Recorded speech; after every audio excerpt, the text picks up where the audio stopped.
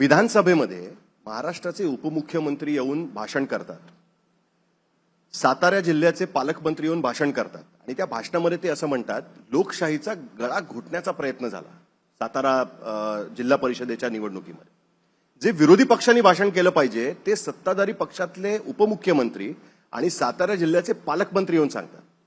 पुढचं वाक्य त्यांचं अजूनही गंभीर होतं, माझ्या दंडाला पकडून तिकडच्या पोलीस अधिकाऱ्यांनी मला धक्का देऊन बाहेर काढला. अशा पद्धतीचा आरोप विधानसभेमध्ये येऊन ते करतात.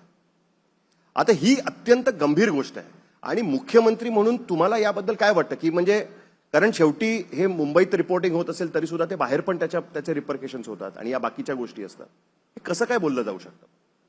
असं आहे की साताऱ्यामध्ये भारतीय जनता पार्टी, शिवसेना आणि राष्ट्रवादी आम्ही तिघच निवडून आलो. बाकी उबाठा असेल, पवार साहेबांची राष्ट्रवादी असेल किंवा काँग्रेस असेल, या तिघांचा मिळून एक आला.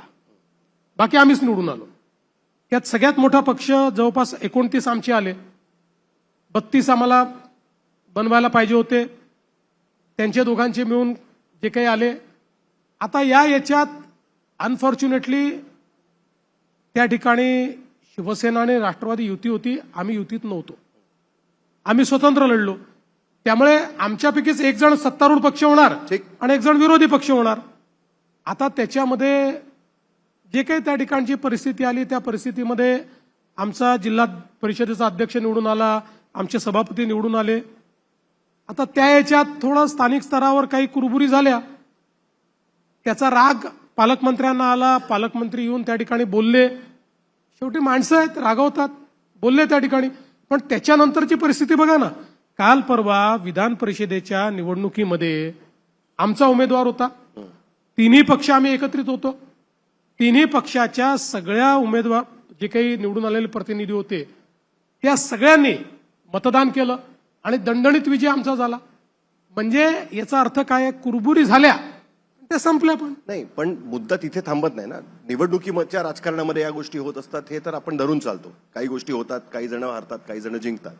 पण ज्या पद्धतीने महाराष्ट्राचे उपमुख्यमंत्री येऊन सांगतात विधानसभेमध्ये की लोकशाहीचा गळा दाबण्याचा प्रयत्न झालाय, पालकमंत्री तिकडचे येऊन विधानसभेमध्ये लोकल राजकारण होतं, लोकल भांडण होतं, तिकडे मिटवता आलं असतं. पण ज्यावेळेस विधानसभेमध्ये ही गोष्ट मांडली जाते त्याचं एस्केलेशन तुम्ही समजू शकता. उपमुख्यमंत्री असं म्हणाले नाहीत. उपमुख्यमंत्र्यांनी पालकमंत्री जे म्हणाले त्याच्यावर रिॲक्शन दिली. ठीक आहे, पण त्याच्यावर रिॲक्शन दिली आणि त्याच्यानंतर लगेच मी आणि उपमुख्यमंत्री सोबत बसलो, पालकमंत्र्यांसोबतही बसलो आणि तो विषय मिटवला. कुठल्याही काही त्याच्यामध्ये हे नाही, मिटला. कुरबुरी आधी पण होत्या. पण तुम्ही कधी येऊन, मला आठवत नाही की उपमुख्यमंत्री असताना विधानसभेत येऊन भाषण केलं असेल की आमच्या या मंत्र्यावर असा अन्याय झालाय किंवा असं झालंय. हे दुसऱ्या बाजूला मात्र बघायला मिळतं. हे माझं अजून एक ऑब्झर्वेशन आहे. हे खरं आहे की तुम्ही फार जास्त ऑब्झर्वेशन करू नका, सगळा वेळ त्या ऑब्झर्वेशन मध्येच जाईल तुमचा. पण हे कितपत योग्य आहे? म्हणजे मुख्यमंत्र्याला, आपल्याच सरकारच्या मुख्यमंत्र्याला अशा पद्धतीने येऊन कॉर्नर करायचा प्रयत्न करणं हे कितपत योग्य आहे? हे मी जसं सांगितलं ना की शेवटी कधी कधी भावना अतिरेक झाल्यामुळे अशा पद्धतीनं माणसं वागतात. ते फार मनावर घ्यायचं नसतं.